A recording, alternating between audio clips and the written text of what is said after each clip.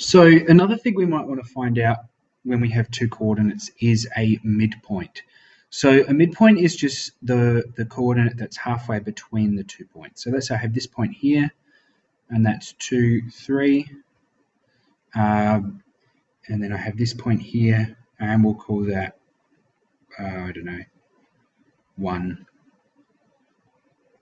No, let's call that 4, 1.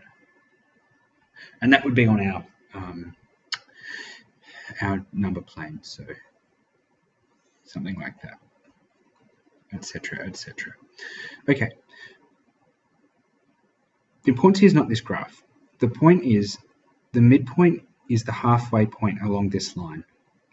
And that halfway point has some coordinate x and y. Now there's a way to find that out. So what I'm going to do is I'm going to write this again down here. My two coordinates, coordinate A, coordinate B.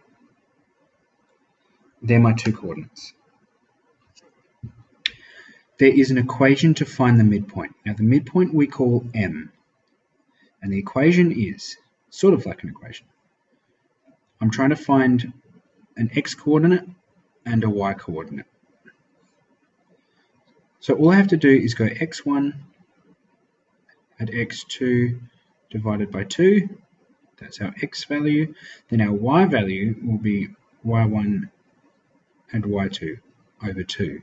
Where this x1 is our first x value, this x2 is our second x value, y1 is our first y value, y2 is our second y value. So let's put those numbers in there. x1 and x2, 2 and 4, 2 add 4 over 2, comma, because it's our, now we're looking at the y value, y1 is 3, y2 is 1 over 2, so just so it's clear, 2 is our x1, 4 is our x2,